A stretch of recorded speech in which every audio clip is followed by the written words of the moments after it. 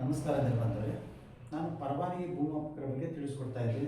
ಅವ್ರನ್ನ ಹೇಗೆ ರಿಕ್ರೂಟ್ ಮಾಡಲಾಗುತ್ತೆ, ಅವ್ರಿಗೆ ಹೇಗೆ ಪರವಾನಗಿಯನ್ನು ಇಶ್ಯೂ ಮಾಡ್ತಾರೆ ಅನ್ನೋದ್ರ ಬಗ್ಗೆ ತಿಳಿಸಿದೆ. ಹಾಗೂ ಸಂಬಂಧಪಟ್ಟ ಕಡತವನ್ನು ಹೇಗೆ ಅಳತೆ ಮಾಡಿ ಸಂಬಂಧಪಟ್ಟಂಥ ಯಾವ್ಯಾವ ದಾಖಲೆಗಳನ್ನ ತಯಾರು ಮಾಡ್ತಾರೆ ಅನ್ನೋದನ್ನು ನಾನು ಈಗಾಗಲೇ ತಿಳಿಸ್ಕೊಡ್ತೀನಿ. Karnataka land revenue rules 46(I) ಪ್ರಕಾರ ಸಂಬಂಧಪಟ್ಟಂಥ ಕಡತವನ್ನು ಕಚೇರಿಗೆ ಪರವಾನಗಿ ಭೂಮಾಪಕರು ನೀಡಿದ ನಂತರ ತಪಾಸಣೆ ಕೆಲಸ ಮಾಡಬೇಕಾಗ್ತದೆ.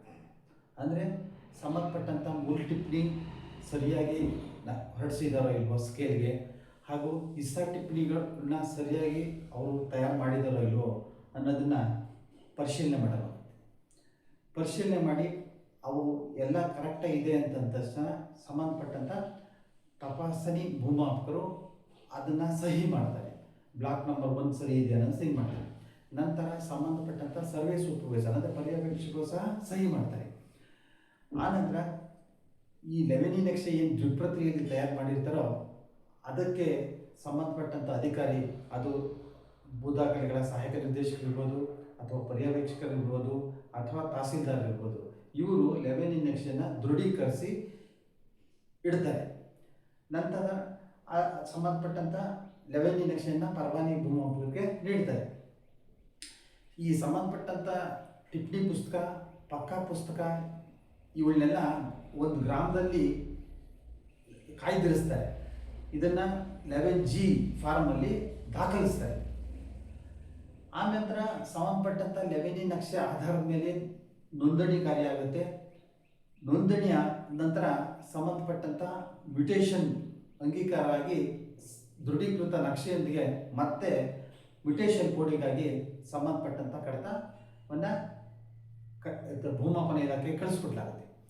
ಭೂಮಾಪನ ಇಲಾಖೆಯಲ್ಲಿ ಈಗಾಗಲೇ ತಯಾರಿಸಿರ್ತಕ್ಕಂಥ ಲೆವೆನಿ ನಕ್ಷೆ ಒಂದು ಪ್ರತಿ ಇರುತ್ತೆ, ಸಂಬಂಧಪಟ್ಟಂಥ ಟಿಪ್ಪಣಿ ಪುಸ್ತಕ ಇರುತ್ತೆ, ಪಕ್ಕಾ ಪುಸ್ತಕ ಇರುತ್ತೆ.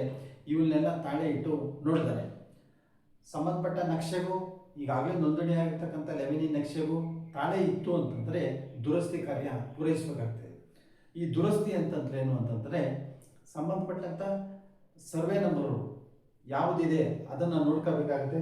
ಉದಾಹರಣೆಗೆ ಇದು ಸರ್ವೆ ನಂಬರ್ 15/1, 15/2 ಇದೆ. ಇದರಲ್ಲಿ 15/1ರಲ್ಲಿ ಕ್ರಾಯ ಮಾಡಬೇಕಾಗ್ತದೆ. ಅವರು ಬ್ಲಾಕ್ ನಂಬರ್ 1, ಬ್ಲಾಕ್ ನಂಬರ್ 2 ಅಂತ ಕೊಟ್ಟಿರ್ತಾರೆ. ದುರಸ್ತಿ ಮಾಡಬೇಕಾದ ಸಂದರ್ಭದಲ್ಲಿ ಈ ಏನು 2ನೇ ನಂಬರ್ ಹಿಸ್ಸೆ ಇದೆಯಾ ಇದನ್ನು ರೌಂಡ್ ಮಾಡಿ 3ನೇ ಹಿಸ್ಸೆ ಕೊಡ್ತಾರೆ. 15/3 ಆಗುತ್ತೆ. ಸೊ ಇದಕ್ಕೆ ಸಂಬಂಧಪಟ್ಟಂತೆ ಆಕಾರ ಬಂದು ಬರೀತಾರೆ. ಅಟ್ಲಾಸ್ನ ದ್ವಿಪ್ರತಿಯಲ್ಲಿ ತಯಾರು ಮಾಡ್ತಾರೆ. ಆಕಾರ ಬಂದು ಸಹ ದ್ವಿಪ್ರತಿಯಲ್ಲಿ ತಯಾರು ಮಾಡ್ತಾರೆ. ಫಾರಂ ನಂಬರ್ 10 ಅಂದರೆ ನಮೂನೆ 10 ತಯಾರು ಮಾಡಿಬಿಡ್ತಾರೆ. ಇವನ್ನೆಲ್ಲ ಭೂ ದಾಖಲೆಗಳ ಸಹಾಯಕ ನಿರ್ದೇಶಕರು ಸಹಿ ಮಾಡ್ತಾರೆ. ಸಹಿ ಮಾಡಿದ ನಂತರ ಸಂಬಂಧಪಟ್ಟಂಥ ಟಿಪ್ಪಣಿ ಪುಸ್ತಕ ಮತ್ತು ಪಕ್ಕಾ ಪುಸ್ತಕವನ್ನು ಸಂಬಂಧಪಟ್ಟಂಥ ಗ್ರಾಮಕ್ಕೆ ಹೊಲಿತಾರೆ. ನಂತರ ಆಕಾರ ಬಂದು ಒಂದು ಪ್ರತಿ ಅಟ್ಲಾಸು ನಮೂನೆ 10 ತಾಲೂಕು ಕಚೇರಿಗೆ ಕಳಿಸ್ಕೊಡ್ತಾರೆ. ತಾಲೂಕು ಕಚೇರಿಗೆ ಬಂದ ನಂತರ ಅಂದರೆ ಹೊಸ ಇಸ್ಸಾ ನಂಬರ್ಗೆ ಅಂದರೆ 15/3ಗೆ ಪಾಣಿಯನ್ನು ಸೂಚೀಕರಿಸ್ತಾರೆ. ಇದಕ್ಕೆ ಇಂಡೀಕರಣ ಅಂತ ಹೇಳ್ತಾರೆ. ಈ ಇಂಡೀಕರಣ ಆದ ತಕ್ಷಣ ಹೊಸ ಇಸ್ಸಾ ನಂಬರ್ಗೆ ಪಾಣಿ ಬರುತ್ತೆ.